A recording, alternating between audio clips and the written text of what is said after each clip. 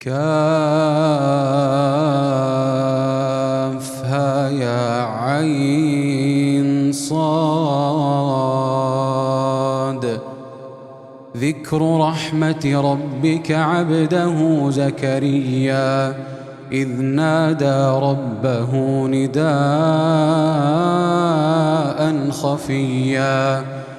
قال رب إني وهن العظم مني واشتعل الرأس شيبا ولم أكن بدعائك رب شقيا وإني خفت الموالي من ورائي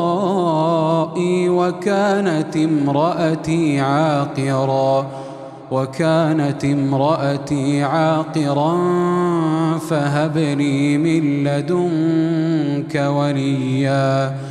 يرثني ويرث من آل يعقوب واجعله رب رضيا. يا زكريا إنا نبشرك بغلام اسمه يحيى لم نجعل له من قبل سميا قال رب أنى يكون لي غلام وكانت امرأتي عاقرا وقد بلغت من الكبر عتيا قال كذلك قال ربك هو علي هين وقد خلقتك من قبل ولم تك شيئا قال رب اجعل لي آية قال آيتك ألا تكلم الناس 3 ليال سويا فخرج على قومه من المحراب فأوحى إليهم أن سبحوا بكرة وعشيا يا يحيى خذ الكتاب بقوة وآتيناه الحكم صبيا وحنانا من لدنا وزكاة وكان تقيا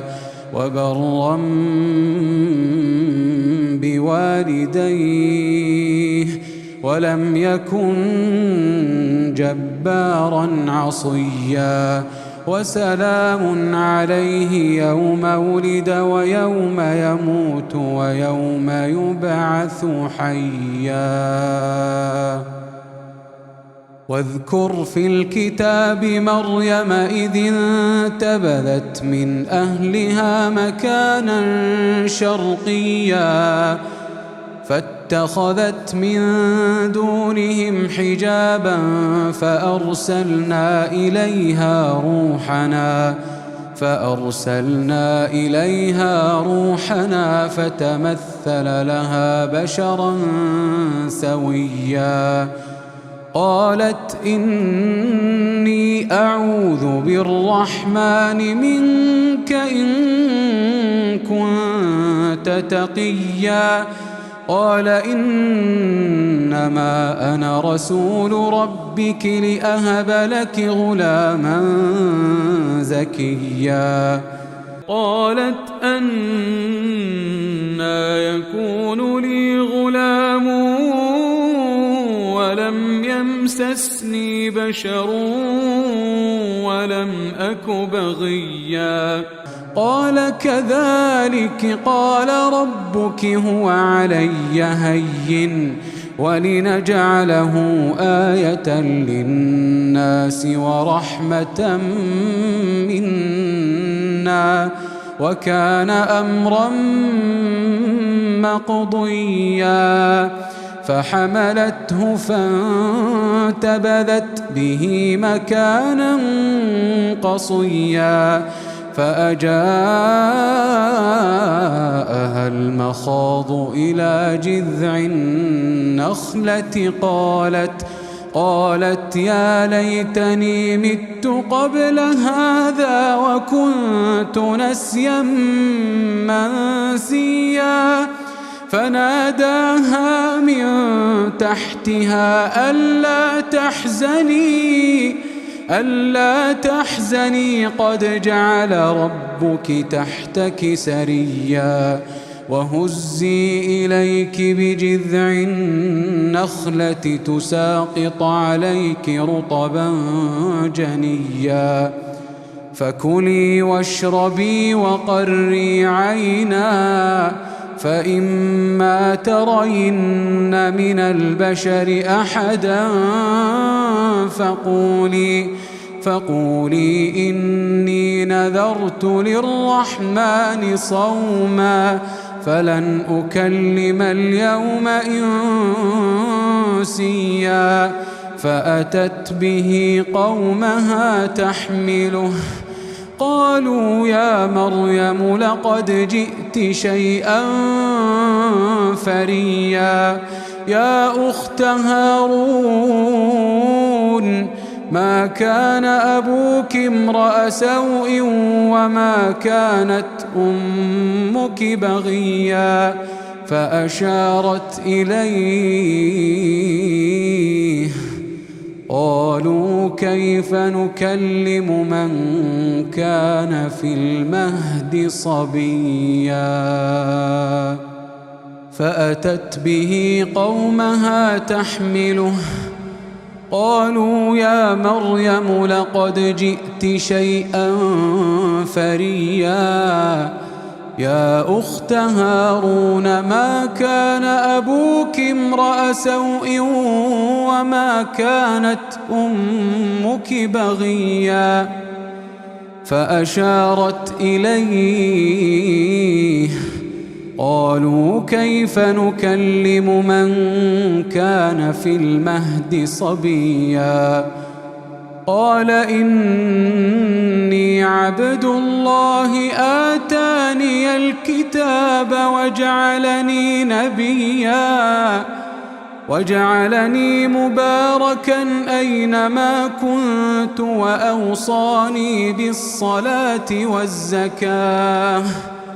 وأوصاني بالصلاة والزكاة ما دمت حيا وبرا بوالدتي ولم يجعلني جبارا شقيا والسلام علي يوم ولدت ويوم أموت ويوم أبعث حيا ذلك عيسى ابن مريم قول الحق الذي فيه يمترون ما كان لله أن يتخذ من ولد سبحانه إذا قضى أمرا فإنما يقول له كن فيكون وإن الله ربي وربكم فاعبدوه هذا صراط مستقيم فاختلف الأحزاب من بينهم فويل للذين كفروا من مشهد يوم عظيم أسمع بهم وأبصر يوم يأتوننا لكن الظالمون اليوم في ضلال مبين وأنذرهم يوم الحسرة إذ قضي الأمر وهم في غفلة وهم لا يؤمنون إنا نحن نرث الأرض ومن عليها وإلينا يرجعون واذكر في الكتاب إبراهيم إنه كان صديقا نبيا إذ قال لأبيه يا أبت لم تعبد ما لا يسمع ولا يبصر يا أبت لم تعبد ما لا يسمع ولا يبصر ولا يغني عنك شيئا يا أبت إني قد جاءني من العلم ما لم يأتك فاتبعني أهدك صراطا سويا يا أبت لا تعبد الشيطان إن الشيطان كان للرحمن عصيا يا أبت إني أخاف أن يمسك عذاب من الرحمن إني أخاف أن يمسك عذاب من الرحمن فتكون للشيطان وليا قال أراغب أنت عن آلهتي يا إبراهيم لئن لم تنته لأرجمنك واهجرني مليا قال سلام عليك سأستغفر لك ربي إنه كان بي حفيا وأعتزلكم وما تدعون من دون الله وأدعو ربي عسى ألا أكون بدعاء ربي شقيا فلما اعتزلهم وما يعبدون من دون الله وهبنا له إسحاق ويعقوب وكلا جعلنا نبيا ووهبنا لهم من رحمتنا وجعلنا لهم لسان صدق عليا واذكر في الكتاب موسى إنه كان مخلصا وكان رسولا نبيا وناديناه من جانب الطور الأيمن وقربناه نجيا ووهبنا له من رحمتنا أخاه هارون نبيا واذكر في الكتاب إسماعيل إنه كان صادق الوعد وكان رسولا نبيا وكان يأمر أهله بالصلاة والزكاة وكان عند ربه مرضيا واذكر في الكتاب إدريس إنه كان صديقا نبيا ورفعناه مكانا عليا أولئك الذين أنعم الله عليهم من النبيين من ذرية آدم وممن حملنا مع نوح ومن ذرية إبراهيم وإسرائيل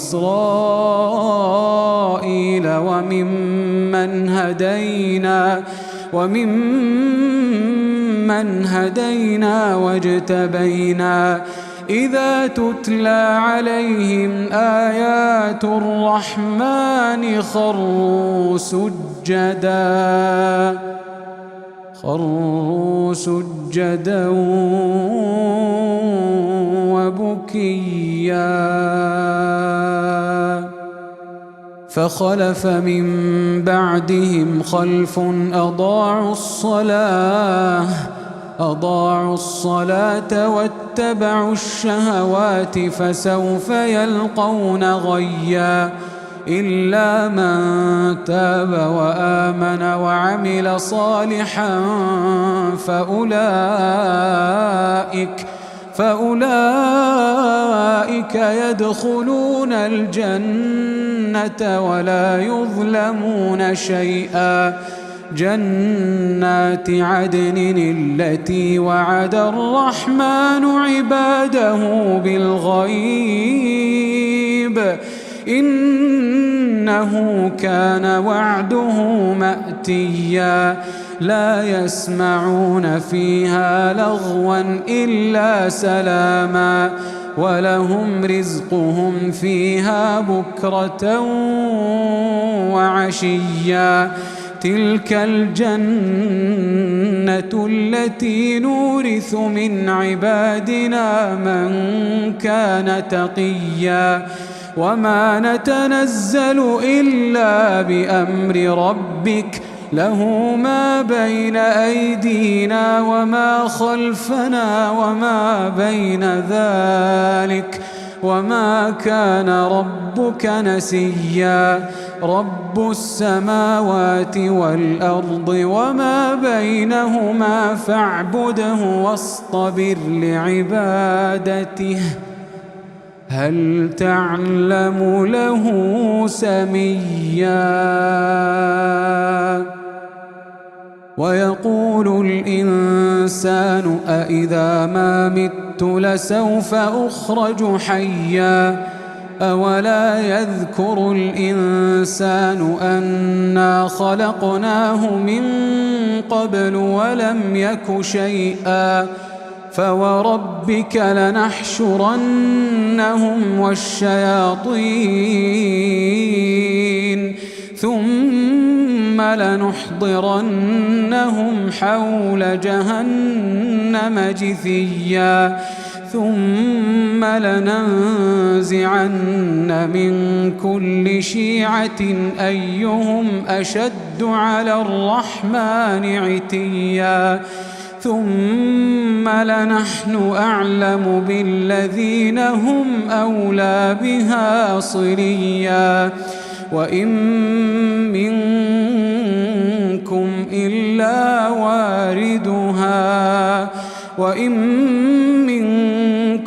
إلا واردها كان على ربك حتما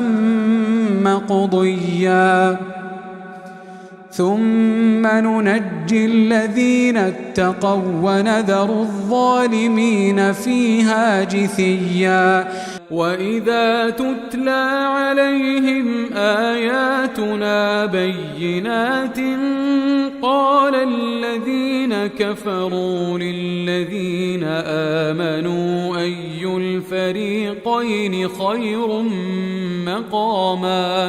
أي الفريقين خير مقاما وأحسن نديا وكم أهلكنا قبلهم من قرن هم أحسن أثاثا ورئيا قل من كان في الضلالة فليمدد له الرحمن مدا حتى إذا رأوا ما يوعدون إما العذاب وإما الساعة فسيعلمون من هو شر مكانا وأضعف جندا ويزيد الله الذين اهتدوا هدى والباقيات الصالحات خير عند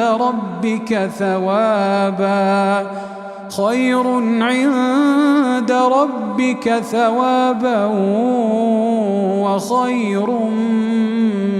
مردا أفرأيت الذي كفر بآياتنا وقال لأوتين مالا وولدا أطلع الغيب أم اتخذ عند الرحمن عهدا كلا سنكتب ما يقول ونمد له من العذاب مدا ونرثه ما يقول ويأتينا فردا واتخذوا من دون الله آلهة ليكونوا لهم عزا كلا سيكفرون بعبادتهم ويكونون عليهم ضدا ألم تر أنا أرسلنا الشياطين على الكافرين تؤزهم أزا فلا تعجل عليهم إنما نعد لهم عدا يوم نحشر المتقين إلى الرحمن وفدا ونسوق المجرمين إلى جهنم وردا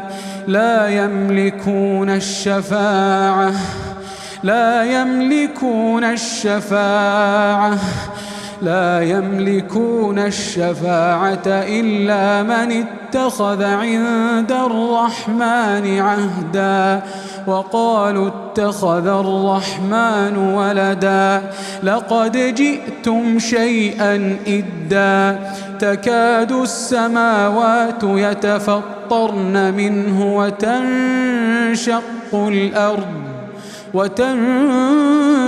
الأرض وتخر الجبال هدا أن دعوا للرحمن ولدا وما ينبغي للرحمن أن يتخذ ولدا إن كل من في السماوات والأرض إلا آتي الرحمن عبدا لقد أحصاهم وعدهم عدا وكلهم آتيه يوم القيامة فردا إن الذين آمنوا وعملوا الصالحات سيجعل لهم الرحمن ودا فإنما يسرناه بلسانك لتبشر به المتقين وتنذر به قوما لدا وكم أهلكنا قبلهم من قرن هل تحس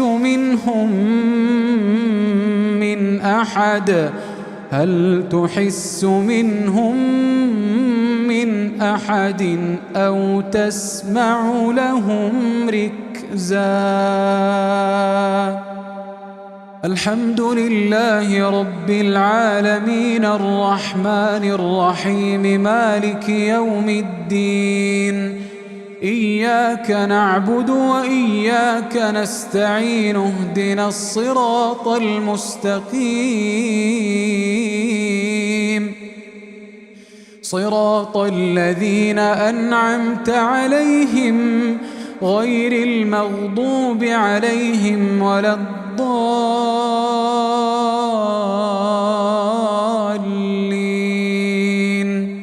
آمين طه ما أنزلنا عليك القرآن لتشقى إلا تذكرة لمن يخشى تنزيلا ممن خلق الأرض والسماوات العلى الرحمن على العرش استوى له ما في السماوات وما في الأرض وما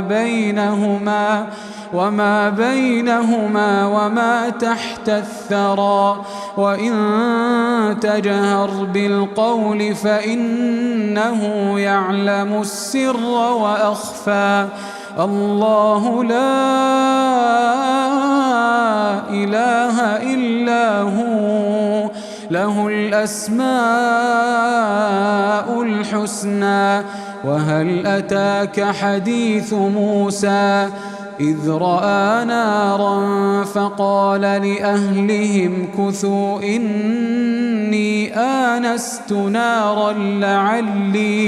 لعلي آتيكم منها بقبس أو أجد على النار هدى. فلما أتاها نودي يا موسى